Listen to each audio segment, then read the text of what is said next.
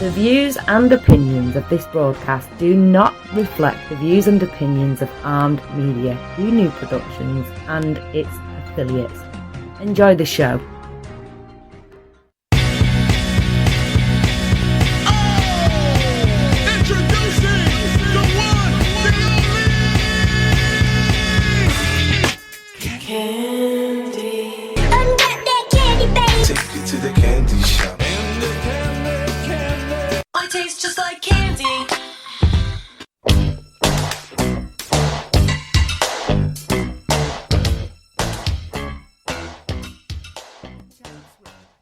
What's up, everybody? Welcome to Ask for Candy, where a bunch of powerhouse men and women get together online to talk about love, sex, relationships, and what it takes to be amazing on the daily. Who I am Candace Harper, lovecoach.com, honey. I help hard-working women and couples who have survived abuse be vibrant, alive, magnetic, and passionate while creating healthy, intimate relationships.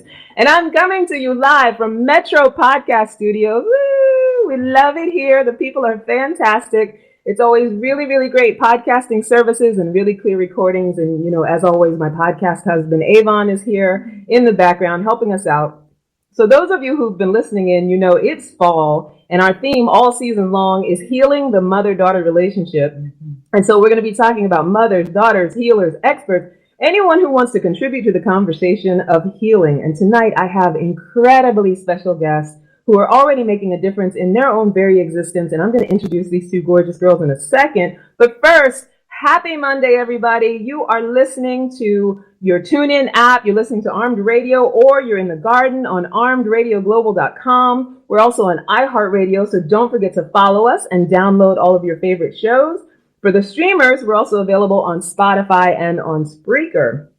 Or maybe you're live here with us on the Facebook. I love all you guys who come live on the Facebook because you can interact with us. You can talk to us. You can ask questions. We can ask you questions. It's just a big old conversation. And I love that. I see that Joey is here, and Penny and Darren and Watchman M.E. Felton Sr. You sound very official with that Facebook name, Watchman. And Sharon and Brian. I'm not mad at you though. We gotta do it how we have to do it. You gotta brand yourself these days of social media. So if you want to comment or question live on Facebook, please do. If you're shy, you can always email me at askforcandypodcast@gmail.com. And now this is the time where we share. Girls, you guys got your Instagram lives going and all of that, right? Yeah. You guys out there, yeah, you're good? You guys out there know that you can share. I'm going to share to the group, Ask for Candy the Podcast. Now, if you have not yet joined Ask for Candy the Podcast, then you must do that now. Hold on, let me see. Share in a group. I'm going to vamp while I'm thinking. And also, I want you guys to go to Armed Radio Group News. That's another group that I want you guys to join, because there's a lot of us other podcasts on there too. I love it when you come to mine, but there's also other ones about parenting. There's ones about food. There's all kinds of really good podcasts that I don't want you to miss. So like I said, those of you who have been here for a while, those of you who've been coming back, I am Candace Harper, lovecoach.com. My talent is conversation. My passion is personal growth. And my purpose is to teach and inspire radical self-acceptance in myself and others so that we can all have our best possible love life. And that is why this is a conversation. We're not here to hand down a bunch of dating or relationship rules or rights and wrongs. We're not here to shame your love situation. Our only intention is to create audacious intimacy, seductive singlehoods, and healthy relationships. So tonight and every Monday night, we're going to do what it is that we do, which is have conversations that engage, educate, and or enlighten all of us in the areas of love, sex, relationships, and vibrating high. So now it's time to introduce my special guests, who I'm so happy to have with me, two just amazing young ladies. I'm going to start with Zaria, my Zaria. Those of you who follow me on Facebook, Zaria is my adopted daughter. We met, fell in love with her. I took her on. I was like, you're my child. That's it. So, it's been a done deal since then, I feel like. Yes, absolutely. Right? She's wonderful. She's amazing. She's talented. Let me tell you a little bit about my Zaria. She is a young entrepreneur that places her focus on serving the art community and is a multimedia creator as well. I added that in because you are a multimedia creator. You are, right? She also teaches and promotes financial independence while offering her services to creators of all fields, and specifically training them to build and strengthen their foundation, whether they're looking to become well-established, self-employed, or business owners. She is also the Chief Administrative Officer of Much Different Productions and my favorite love child, which she, she wrote that, but it is true. She is, absolutely. Welcome to you, my Zaria. Thank You want to say hi to the people out in the audio, out in Armed Radio, and to the Facebook people? Hello, everyone. I have a few people on Instagram that are like, shout me out. Oh, really? Shout them out. Shout out to people. Out there. And Siren as well. That's my love. She's in fashion. So yeah. She's in Philadelphia, so shout out to her as well. All right. What's her name? Siren? Siren. Siren? Like, woo, woo, woo. Okay, girl. Shout out to Siren.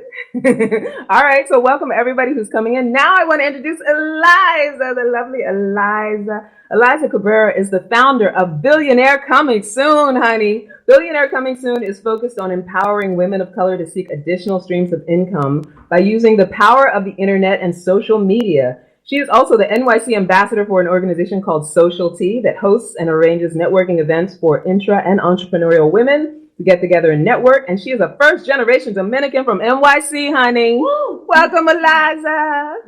Thank you so much for having me. I am super excited to be here. And I got to say that before we started, I was talking to Zaria and I was like, I need to get some water. That's how I calmed down my nerves. And she said, no, it's not your nerves. Give it another word. And I was like, you're right. My excited feeling right now. Yeah.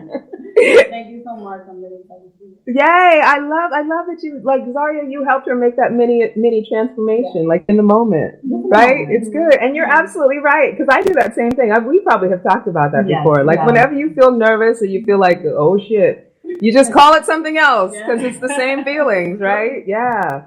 So today we are going to talk about, I wanted to do this theme of phenomenal daughters because I feel like a lot of times in the conversation of mother-daughter healing, the assumption is always that the relationship always had to be negative, or that if you don't have any sort of negative feelings around it, that, there's no healing to be done. I feel like when it comes to the mother-daughter relationship, that no matter how positive your relationship was or how negative your relationship was, it's always worthwhile to be in a space of journeying through it, right? Like what changes we go through as women, how we connect as women. And there's different stages in our lives for how we relate with our mothers and where we came from. Would you agree with that, ladies? Yeah. So I wanted to bring the two of you on because I think both of you are really good examples and very different experiences of your natural mothers, like that are good examples of young women who are products of, somebody did something right with y'all. So I wanted to have you guys on to kind of talk about what your experiences are, because there's other women out there that have experienced the same thing that you have, and they aren't necessarily, living into who they are or making big choices for their lives or seeing visions, or they're in a story of limit. And they don't really, they think that because of who they are, maybe, if they're women of color or where they're from or what they came from, if they have similar hardships or anything, or even, just similar experiences, and they're still not getting to where they want to get to, or they don't see themselves doing it. I feel like I wanted to have you guys on to kind of represent. What do you, yeah. So I have some questions I'm going to ask you. I'm going to give you both time to share about it, and we're just going to jump into the conversation. You guys, hi, Kenya. My Kenya joined. Hi, honey. Rory and William and Joelle, welcome. I'm going to put out a question, and then you guys, I'm going to let you, we'll round robin. You can answer it, and just, we'll go with the flow of conversation and just, feel comfortable and say what's on your mind. Are you ready? Are you ready to jump in? Okay, so who wants to be the first one to talk about their relationship with their mother? Like exactly what it is, what the history is. Just talk about it a little bit. You gonna go, Eliza? Yeah, all right, let's go, sister. So, I guess for me, a lot of it was, I guess because I didn't have no trust, because a lot of my upbringing, I always had to lie to my mother, or I just had felt I had to lie to my mother. It's not that I had to felt. I had to lie to her. Okay. I definitely grew up in a household where my mom did not talk about sex. My mom did not talk about, anything that related to the things that we need to as women, somebody to go to, which you all know it's men, right? It's always men, it's always sex, and it's always men.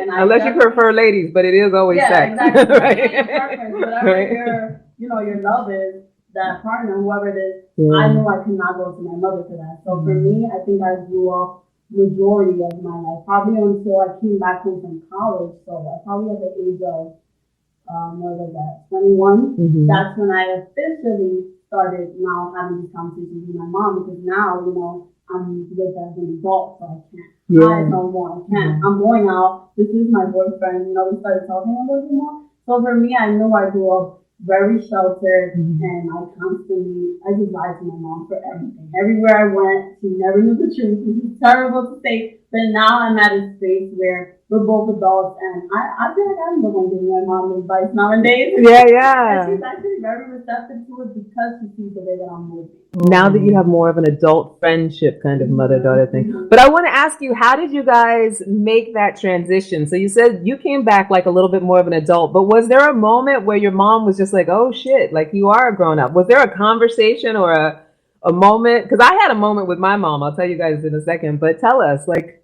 besides having wine in the living room together. Was she like, you're old enough now, sit down with me and let's have some wine? Was it like yes, that? Okay. I think that now my mom's at a stage where since she is more open to talking to me and both of my sisters, because I'm actually the youngest, she's actually at a stage where she's regretting a lot of her past. Okay. So there comes those days where I can't remember, I don't have a one time, I'm not going to say I have a story, but I know for a fact that my mom is now constantly, we have those one-on-one moments because she's like, listen, you don't got to stay with this person. She's just so much more open now. Things that she's never told me about my dad. Things that she's never told me about all the sacrifices she made. That just makes it like, wow, But I don't have an exact moment, but I gotta say, definitely sitting in the living room drinking wine with my mom. That has helped us really grow our relationship a lot more. Did you? And so you started kind of seeing her in a different light, right? You started seeing her as a woman, not just your mama. Yeah. I started to be like, okay, I get it now. I get it. You made a lot of sacrifices. I get it. Especially my mom told me as an immigrant, her excuse was, and I say excuse because I know a lot of other people that are also they came here from other countries and they didn't know use that as an excuse. But I feel you, mom, get it. But my mom's reasoning for not being able to give us a better life was because she didn't speak the language and she felt as if she needed to stay with my father because he was alone. Got it. Providing for her, and he's the one who brought her to this country. Yeah, she felt yes, that obligation we women sometimes feel. Yeah, she's like, no, I wish I would have listened. Just do what you gotta do, So yeah. Okay. So you would say overall your relationship with her has formed into an adult mother-daughter friendship. Much more positive. Okay. Before it was like this dictator who just didn't understand anything and it was not finished. Yeah, I got Everything is bad. Men are bad. She always said men are bad and sex is bad. Those are the lessons that I got wrong. Yeah. Sex and men are terrible. That's a fair explanation. Huh? That's a fair explanation. Right? That's a fair assessment. My mom used to always say that too, and I have two sisters, so as girls we were always told men are out to use you, don't do it, don't have sex, don't think about it, something's bad about you. What's going on, Avon? You can say out loud. Make sure Zaria's okay. Zaria, get up close to the mic when I need to. Okay. Yeah, it's about your turn, honey. You ready to go? You want to tell us about your mother-daughter? I know a little bit about your mother-daughter history. Yeah. Why don't you talk about what you're comfortable with? Okay. So with my mother-daughter history, I don't think I was ever a mama's girl. Okay. I was always a daddy's girl. Yeah. But the thing about my mom is that she was always that person that was very, very loving, and she was the one that kind of disciplined me. So it was just I didn't get away with anything. It was just if I didn't clean my room or anything like that, my brother would get all of the love, oh, look at him. Yeah. This is my proud son, and then now here's my daughter. Right, I'm giving him a penny or 5 cents for candy later, and that was a lot back then. Yeah. But I was the one that was kind of not that. And I wasn't that close to my mom, but I did look up to her. And I do speak about her past tense because she did pass away. And I was 6 when she did. And we had a close relationship where I looked up to her. Yeah. So everything that I did, I wanted to be just like my mom. my hair, she did multiple different hairstyles. I only had like 20 different hairstyles. And when I was a kid, I had the box braids and different things of that nature, but I was like, I need to get my hair like done and flipped and all that. Yeah. And I just wanted to be just like her. Yeah. And she used to sing in the church. And so that's how I started singing. I was like 3 years old, and my mom would get up and she would just start singing, and she would hold like the microphone cord, and like everybody's like clapping, hold the room, like, all that. And then one day I was like, oh, I want to sing, and I got up there and I did it too, and then it never ended. It never ended from there. And then it was like when she passed away, I feel like even though I was not a mama's girl, like I felt like I lost my best friend. And so there's nothing like it's really challenging to replace a mother, right? And so I was just like really distraught about it. And there was nothing that would make me feel better. Like I cried every single day from not having her. And so I think the biggest lesson that I've learned, especially now within my adult life, is that I spent so much time thinking about what I didn't have, that I was missing out on the people that were around me. Wow. And so my mother may not have been here in the flesh, but her spirit was all around me, whereas like there's always some type of Black mother support that is there on cue. And the like village. As a child, like as a child, I was always like, I'm receiving this type of support, but you're not my mom, and just being like, this is not my mother. And so the more I started to dive deep into understanding what love is and understanding what unconditional love is, the more I was able to see, or I'm able to see how people are the reflection of me. And so it's not that I don't necessarily need her to be here, but I'm more accepting of what relationships can be powerful. Because it's like we think of or at least I can speak for myself, when I was growing up, my mom and my dad, that's like the monarchy, the matriarchy right there. Like, oh, my dad is the king, my mom is the queen, nothing can replace that. And these are the people that are going to give me the most love. And so over time, I've been able to just develop relationships with other people that can emulate that to its purest form. And then meeting Candace, it was just like I'm your adult mama. Yeah, she was like my adult mama. But you were actually like the first woman ever to claim me as your daughter. I was like, if I would have had a daughter, you would have been it, honey. Yeah. And it's so you're mine. It made so much sense. Yeah. And it just made me so happy because I was like, okay, you know what? This person is taking ownership of who I am. And it's interesting because I find that like throughout the years within our relationship, there's always been like this gray area of, oh, I didn't really raise you, or like, like just different things of that nature. But it doesn't matter. Yeah. You know what I mean? Like outside, like it doesn't matter because I'm here and like you're here and we're present. And just having this relationship with you like has been able to help me build the relationships that I have with other women. Oh, and so like now I'm at the point where it's just like I have like 4 women that claim me as their daughter. That's you know what it's about? Yeah. And that's what it's about. And I'm the main mama. But she's the main mama. She's the main mama, right?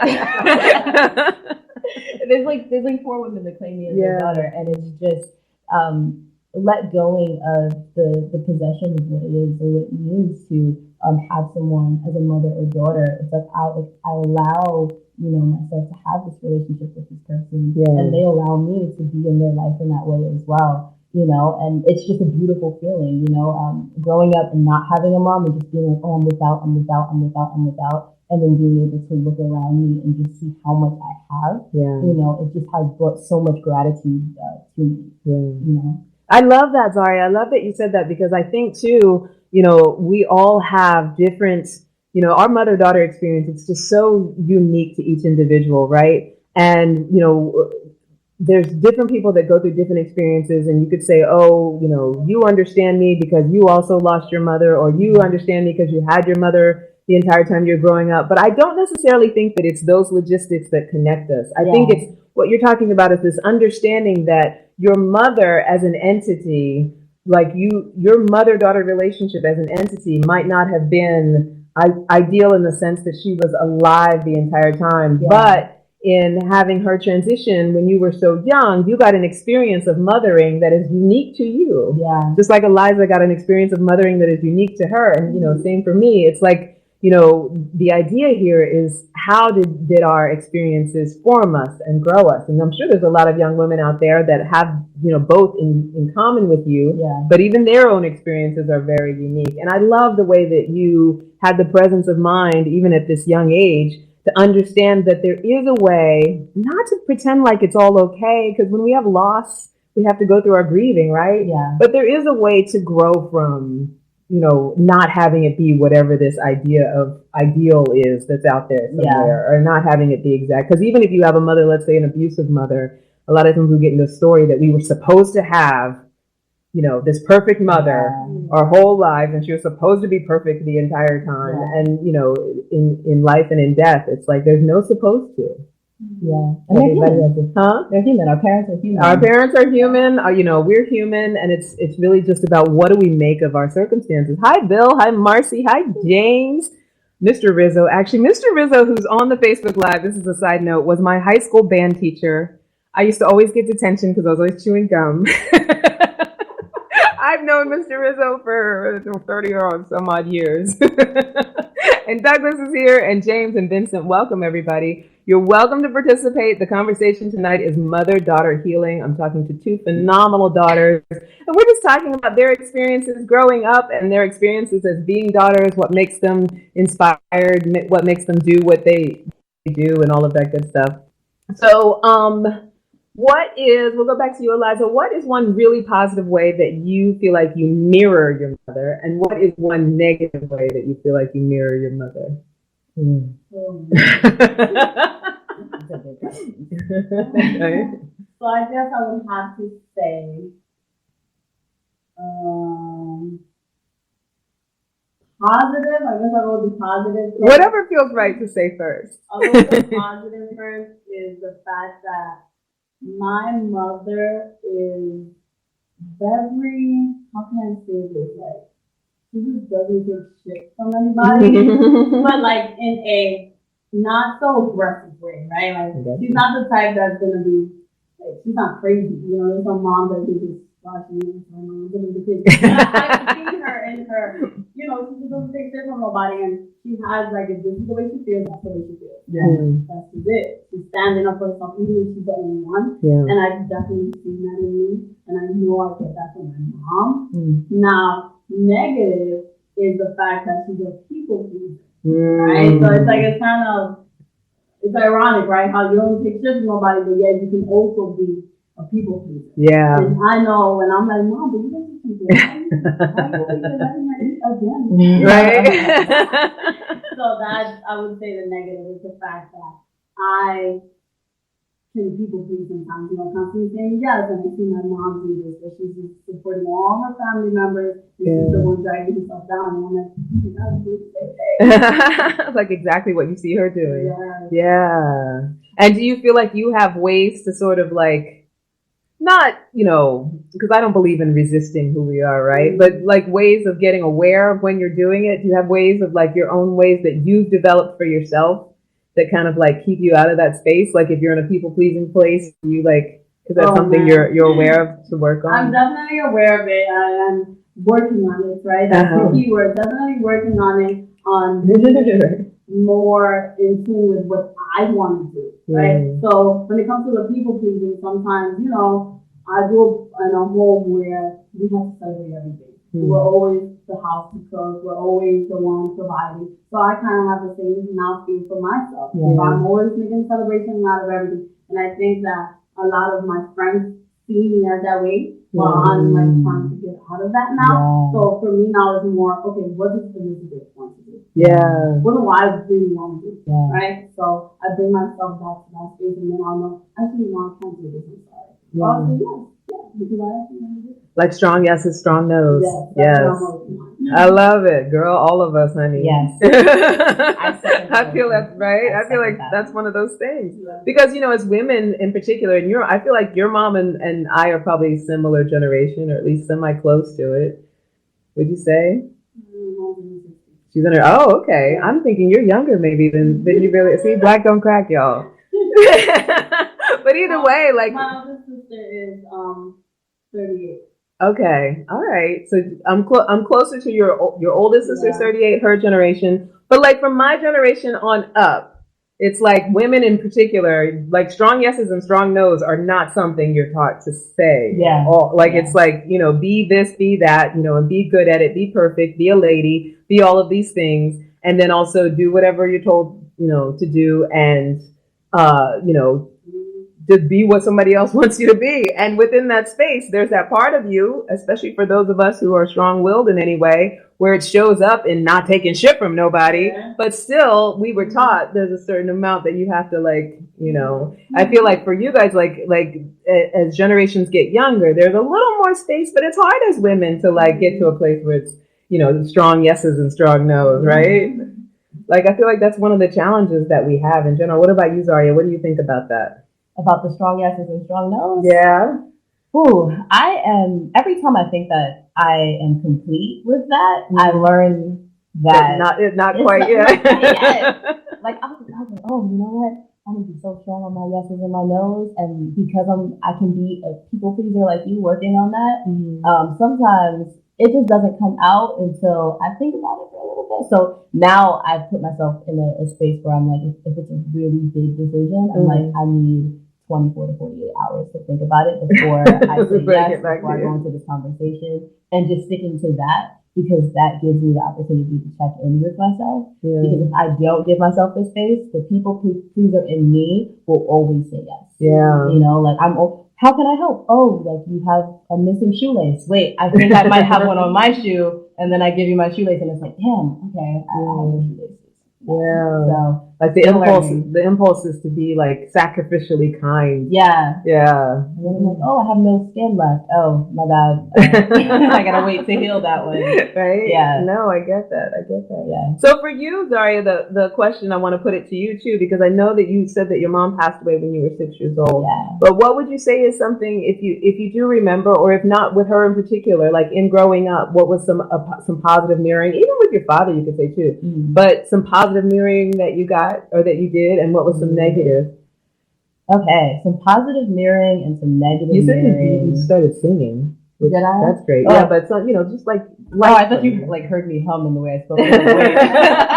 No, I was talking about earlier. You were saying you got the singing from your mom. Yeah. But what are some other things that you think you might have, if you remember? If you don't, actually, I remember my mother very vividly, even though she passed away when I was so young. Like, down to the smell. Like, if I smell perfume that she would wear, really? I know. Oh, snap! Like, this is 2003. Yeah. You know what I mean? Like, I can literally smell like her. Yeah.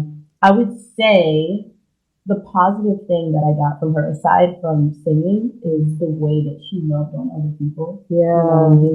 She is like the type of person to be very caring and just inclusive of others. Yeah. And so there were moments where we would go to the mall and she would bring my friends with her, with us.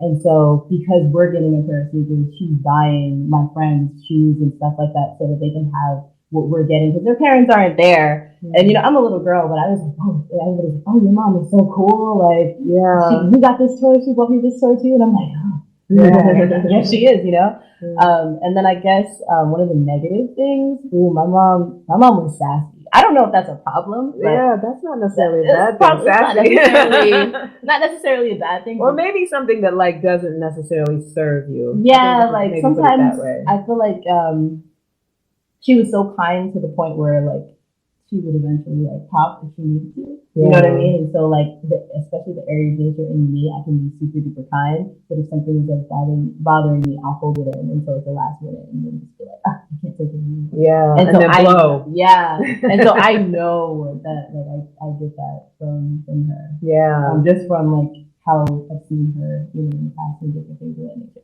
So, okay. Yeah. All right. Interesting. I mean, I definitely feel like it's one of those things where, there was a time in my life, probably up until maybe 5 years ago, maybe even a little bit less, where I was so focused on all of the negative things that I got from my mother and all of the things that were unworkable. And it's only been within the past, few years or so that I'm really open and present about a lot of the amazing things that she's given me, and the fact that she's always been for my mom, things like, She's still alive, but she has dementia now. So there's been enough changes in who she is and her personality that it's like, you have to know that you're starting to say goodbye to, who a person once was.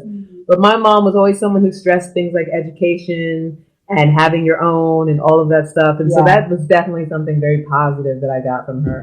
When I was younger, before I transformed it, I had a similar thing with my mom with the temper, like getting to a point where I would blow and losing my temper with people and like not knowing how to take care of myself in a way so that I didn't do that with people. Like be able to, it goes back to the strong yeses and strong no's. Being able to say no when you need to say no, or like set your boundaries and say, I'm not going to be involved in this thing until it got to a point where I would lose it. Definitely something that I got from her and had to heal over time. But we talk a lot about, and I want to ask you guys about this too. We talk a lot about in our culture that, even though there's a lot of traditions that exist, like, there's bat mitzvahs and sweet 16s and quinceaneras and, there's all these different things that people do to sort of celebrate adulthood or celebrate womanhood. There's not often in our cultures a rite of passage so that you understand that you are a separate individual from your mom. And even I think in having your mom pass away, right? Like I think that's the key to like all of this is that when we get that understanding that we are an individual, that we are a separate entity, and that we sort of have passed into this world through our mother, but that we are her and we're not her at the same time.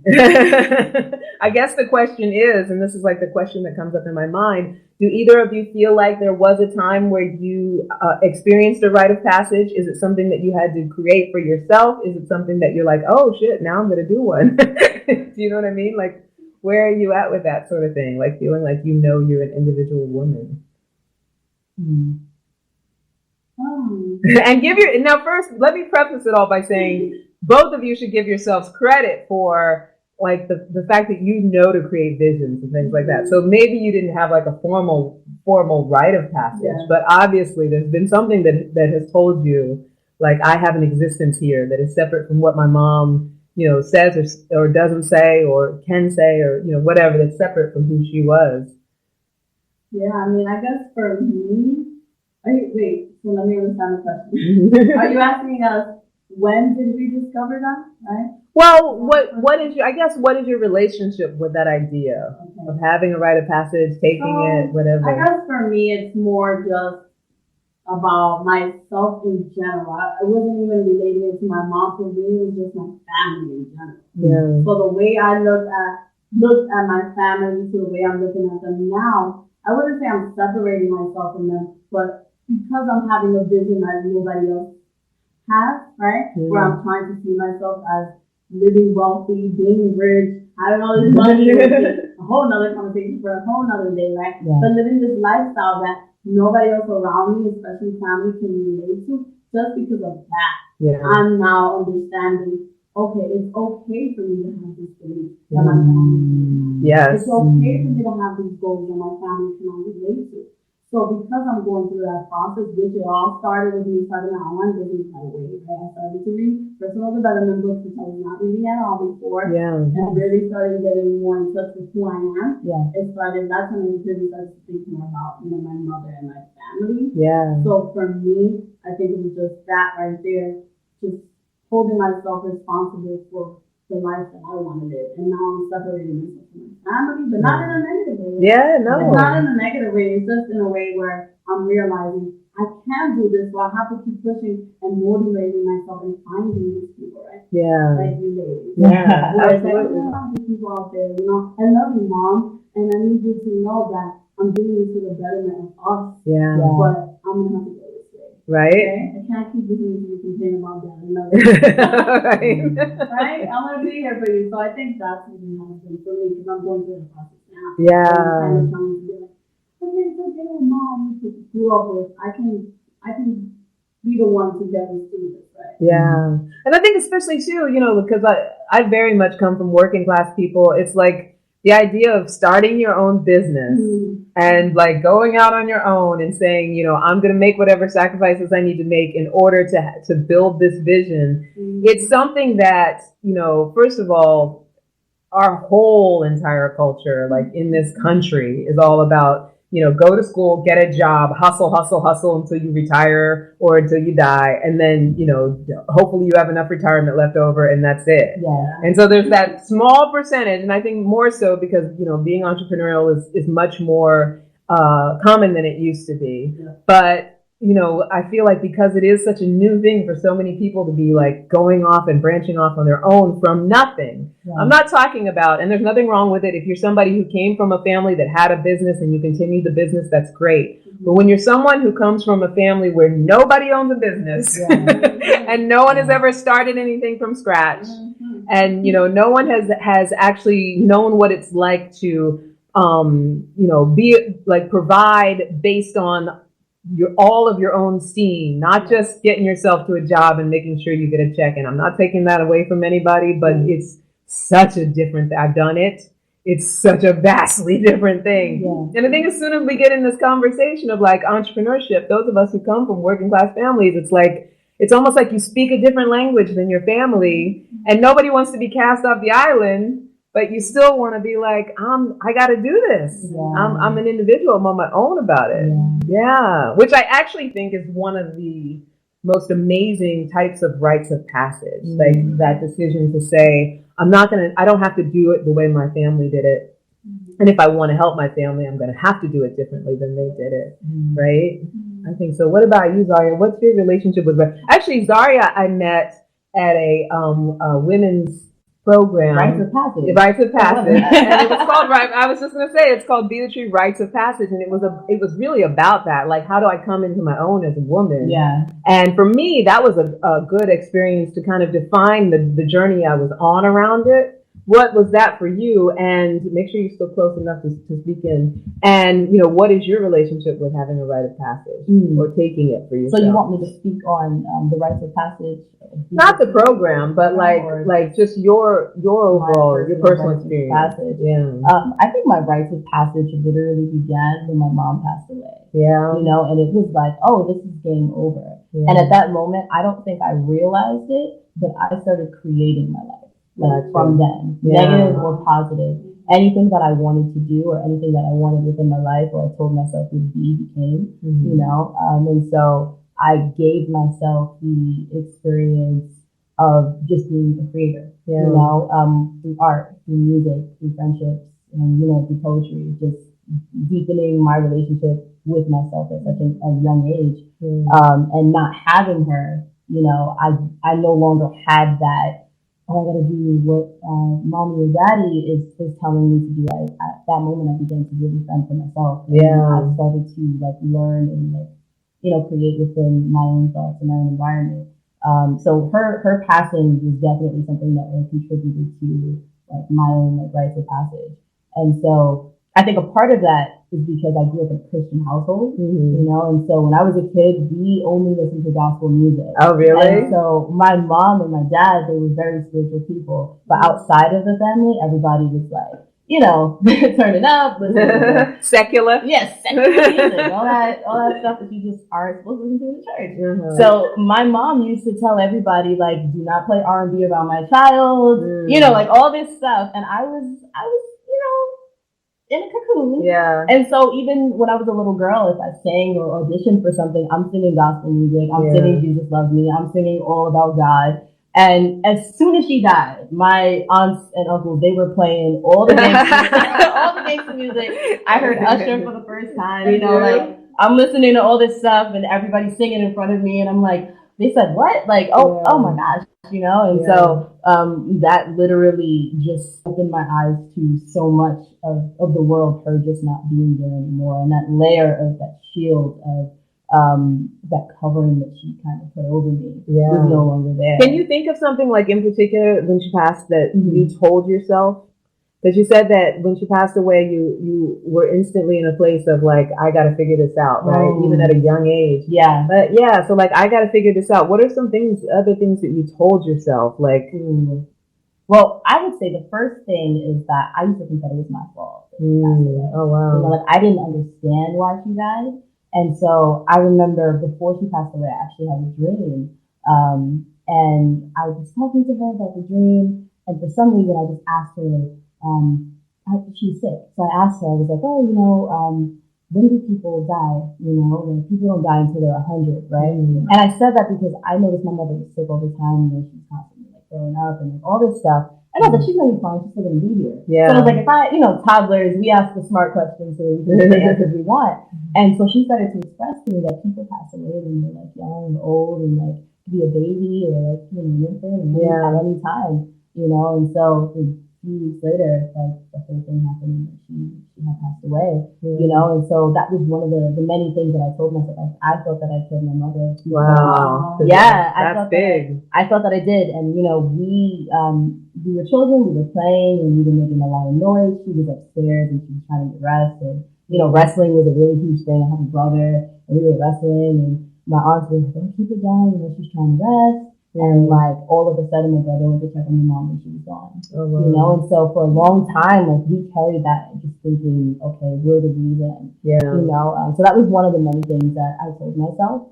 The second thing that I told myself was that I would have to be the one to protect myself. And so I started to really be very insecure about making mistakes. Like I was like, I have to do every single thing right. And so I would absorb anything that I thought was the right way by all different types of people, just so that I wouldn't make any type of mistakes that might harm me in the end. So was it about like trying to follow the rules very tightly, trying to be a good girl, trying to like make sure you didn't? It was less about trying to follow the rules, because sometimes rules are wrong. And it was just more about having the best outcome as possible. Just about being like as best as I can, having the strongest mindset that I can have. Like being the best. Yeah. I gotta be the best. That makes a lot of sense. I mean, we talk a lot about, I think you and Zaria, you and I have talked about it. I don't know, Eliza, if you've had experience with reading about personal growth and stuff. We talk a lot about like, the things that happen to us when we're young and how we make decisions as kids and then they impact us continually as adults.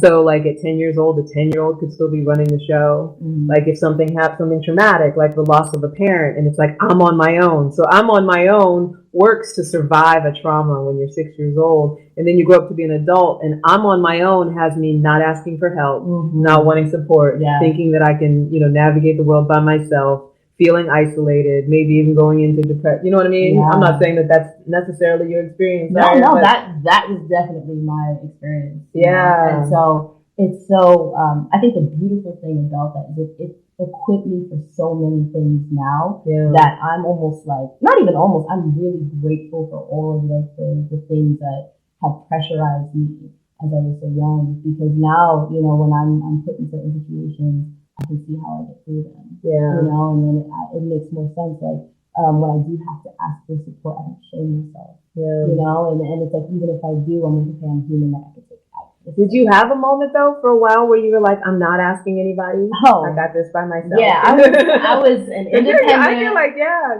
when I was 6, I was an independent Black woman that didn't no man. At six. You didn't need no man. I didn't need no man. I was an independent Black woman. I didn't need no man. And you couldn't tell me, I got this. Like I would pick up my clothes, I'm going to figure it out. And it was really hard on my dad. But even like, would you say that carried you through like high school and, like you're young, I mean, you're still in your young adulthood, but like, you feel like that carried you through pretty far? Is that something you discovered that you were doing recently? I would say it's something that I always have known, but I didn't think of the negative impacts of it. I always just thought, okay, you know what, this is what's helping me to get by, and I didn't know that there was another way to just breathe and relax into life and allow things to come to me rather than me being the thing that's like, oh, I have to be so controlling of every aspect of my life. And if I can't control this thing, then, I'm just going to let it go. I'm going to set it free, and I'm not going to do anything with it. I'm not going to ask for help, and I'm not going to try to fix it. I'm only going to try to be perfect in the areas I can be perfect in. And so that definitely impacted me on a high level. I get that. I get that. I mean, we all have them somewhere, I feel like it's something, like it's a continuing journey, like finding those spots where you made a decision, and then that you kept that decision and grew up with that decision, and then, well into your adulthood, still making that decision. Like mine was always, I'm not going to be traditional. I had this thing where I got mad at my dad, and, it was a big deal at 13. And I was like, I'm not doing that. I'm not having kids. I'm not doing the regular, nuclear family, marriage, all that with the house and the picket fence and the regular job. Like, I'm not doing any of it. And I managed to get through, like, all of my adulthood, career girl, Mary Tyler Moore. I'm living on my own. I don't need, but then I get to my 40s and I'm like, well, I probably would have been a good mom. It affects, right? It really affects. It can. Oh, thank you. Thank you. Right. So now, what about you, Eliza? Tell us, how much does your relationship with your mom, your upbringing, all of that, influence what you do professionally now? You did talk a little bit about wanting to, branch out on your own, be an entrepreneur, and give back to your family. But how much would you say influences what you do now? Because you said that you're first generation born in NYC, right? Yeah. Yeah. Yeah. So for me, I guess you can say it's kind of having that pressure because I am the American child. Mm-hmm. Are you the only out of your brothers and sisters? Are you the only one born? I was the only one born here, but we're all citizens, and my sister's been here forever. They were only in the Dominican Republic as children, and they came over here. Yeah. So, but I am the American child, so I do feel that pressure that I am supposed to be the one to provide. Yeah. But I am supposed to be the one that I gave everybody their green cards. I love it. Yeah. But I didn't always have that mindset. Before I was kind of just chilling, following life. I went to college, I got a degree, I came back, got a job. I've just been going through the wind, I guess you can say, right? Yeah. And now I'm at a space where I'm really feeling like, okay, I gotta get it together. Literally my family's waiting on me. Yeah. Her mom is waiting on me because nobody else is doing it, right? Yeah. Especially for the simple fact that I am the youngest, so maybe I kind of feel that burden because I see where my older sisters are and I see the lifestyle that they're living, and it's still not fulfilling to my mother. Yeah. Like, I see her all the time talking about where did I go wrong. Yeah. It's a little bit sad, right? I'm like, hey, mommy, you don't give your daughters credit, but I also, because of that continuous message of where did I go wrong, I always feel like, okay, I'm going to be the one to do it, right? You're going to fix it. You're going to make it okay. Yeah, so I feel like, for a fact, that messaging that my mom still to this day gives of where did I go wrong, I feel that heavy in every time when I'm taking action to move forward as my motivation. Because I know I gotta be there for her and my sisters, my family in general, but I know for a fact my mother has to be able to, fulfill whatever it is that she's looking for. To my best, right? To fulfill that whatever it is that she's looking for, to make her proud, because she kind of still feels like, yeah. Oh, I hear that. That's always the last baby. Is it right? It's always the last baby. Well, not always, because you know what? I'm a middle, not always, right? Because I'm a middle child, and I have that a lot with my mom too. And it's taken me up until like probably the last few years or so to kind of really understand that what makes my mom happiest is my fulfillment of myself. Right? Thank you, Avon. Yeah, like I think. And with my sisters, they've done their things, and they're very traditional. They sort of follow the path that's similar to my mom. They married a man that they support, and not support financially. Their men very much support them financially, but a man that they support in his job and raising their children and all of that stuff, which is very much my mom's path. And I have to say, in these later years, I think I'm the one who has kind of the smoothest relationship with her. But I spent a lot of my adulthood feeling like, all right, Mom, I know you're not that proud of them, but I got you. I got you. You're going to be so proud of me. But it took me a minute to realize that it was like, it wasn't her standards that I needed to meet for her to be happy with me. It was my own. Yeah. Yeah.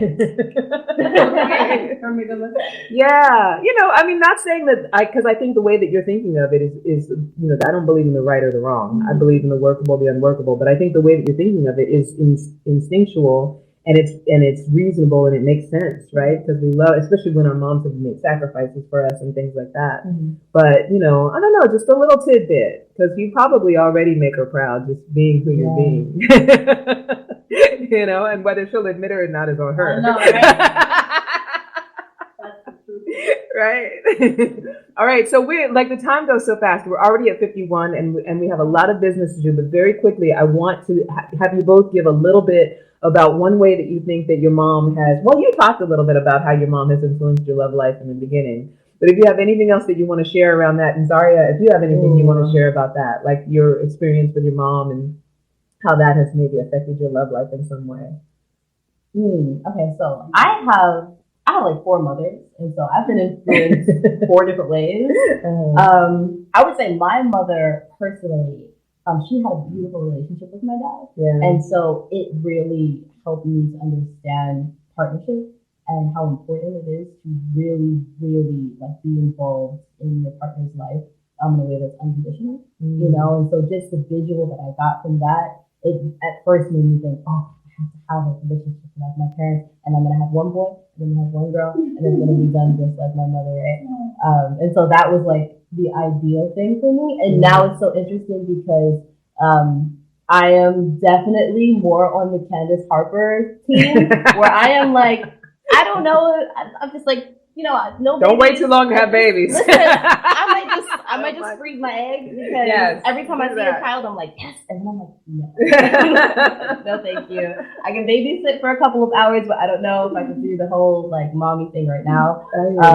You know, and then I also feel like I've just been influenced. I have a mom that is a part of like, the LGBT community, and like she's making me feel more comfortable as a woman and just being a part of that community as well. You know what I mean? And just saying, okay, you know what, like I can love however it is that I want and just be however it is that I want too. You know, and then also I have a stepmother as well. You know, my dad had remarried, and so the relationship that I had with her, you know, it has grown tremendously, but there were times where we didn't have the best relationship. So it makes me think of like, okay, how would I love another person that has like a lifestyle with children? You know what I mean? Or like they have like some type of like friendship with another person. You know what I mean? Sometimes it doesn't have to be, it doesn't have to be a child. It could be like a best friend. Maybe they have someone they watch football with, or you know, like something outside of me. You know, how do I cater to that and just understand that relationships outside of me are okay? You know what I mean? And just multiple like levels and layers of stuff. But that makes sense. That makes sense that your entity of mother-daughter relationships and what your experience has been has taught you that there's just a lot of options for how you could. And it's really just about choosing what works for you, right? Yeah. Like what makes you feel fulfilled and happy. Yeah. It's all perfect. I love it. Is there anything else you want to share around that, Eliza? Because I know you were talking a little bit about now that you have more of a friendship with your mom, that there's more of an understanding about love. Super quick, because I know we don't have too much time. No, go ahead. Can I take back my negative and say it's that? You can. You certainly can. Exactly, because according to my mom, according to her, that's the only man she's been with, and I'm just like, Mom, I'm so sorry. Yeah. That was not good. I mean, he was a good man. He was not a cheater, right? But he was alcoholic. Okay. There was a lot of trauma, right, that went down in the household and with her too. So I think that would be the negative. Really? Although I have a boyfriend that I love him as well. But I definitely feel like there's something positive. I got you. I didn't see anything good, so for me, I feel like I'm still trying to figure out what does that really look like? Like how do you be healthy in a relationship? Yeah, how are you healthy in a relationship? I get that. Join the club, sister. We're all together. We're working on that. So very quickly, I want both of you to get a chance to say where you want people to follow you, what you want people to follow, what you want to get people excited about and interested. And just keep in mind, we have a short amount of time. I got to do a little dedication for my mentor's daughter who passed away. But who wants to go first? Zaria, take a turn. Go ahead. Where you want people to follow you? What you want people to follow? You guys can follow me personally on Instagram. My Instagram is Zaria K Johnson. That's Zaria. My name is spelled like Maria, but with a Z. K Johnson. You can also follow a business page of me and my partners. We are much different. We take podcasts and we bring them to a live studio audience, and we have a podcast called Juxtapose. It's our variation of TED Talks, and it's something that is really accessible to the community, and we look to speak to multiple different types of people. Just really going deep. And then also, if you have any questions in terms of finances, I'm here too. I love it. That's awesome. And we'll put any links if you want me to put a link or something in the comments of the Facebook post. We could do that too. Yeah. Okay, Eliza. What do people really quickly, guys. make sure you go ahead and just follow me on Instagram, Billionaire Coming Soon. I'm really trying to grow that brand. I'm also on the same wave as you. It's for the woman who's doing whatever it takes to become financially free. So definitely check that out. I have some merch on there, and I also have a podcast as well where I interview other entrepreneurs women. So just follow Instagram, Billionaire Coming Soon. Yay. Awesome. Ladies, thank you so much. Really quickly before we go, I want to make sure to plug my Epic Intensive. Are you an abused daughter, raised by an abused daughter? Coming up, registration for the Epic Intensive. I opened it up last month. It's been open for a month, and so there's still a few seats to fill, and then I'm going to relaunch for the next one coming up next month. But either way, I want you to go to my business page, click on the link, go ahead and get registered. There's a webinar where you can learn more. You can learn the 6 shifts for overcoming toxic mothering and saving your love life. And then you'll kind of know what it's all about. And then just for watching the webinar, you get free 60 minutes of coaching with me, and you get to learn about what the Epic Intensive is really about. And EPIC stands for Empowering Practices for Intimate Connections. Because we want to heal all of our old trauma so that we can, create healthy love lives and have it be free and wonderful and joyful as life should be. And now I kind of want to end on what could be considered kind of a sad note. I always feel like, with this type of thing, it's all about what you believe in and how you think, what is right in the world, or, whatever. It's kind of a hard thing, but I want to dedicate tonight's show in memory of Shamani Gibson, who is the daughter of one of my mentors, and she passed away yesterday. And she, one of my mentors said you often hear me quote on the show. And she was the mother of 3 children. One was her stepson and a baby that she just had 2 weeks ago. She died of a pulmonary embolism. So, I just wanted to dedicate the show to her.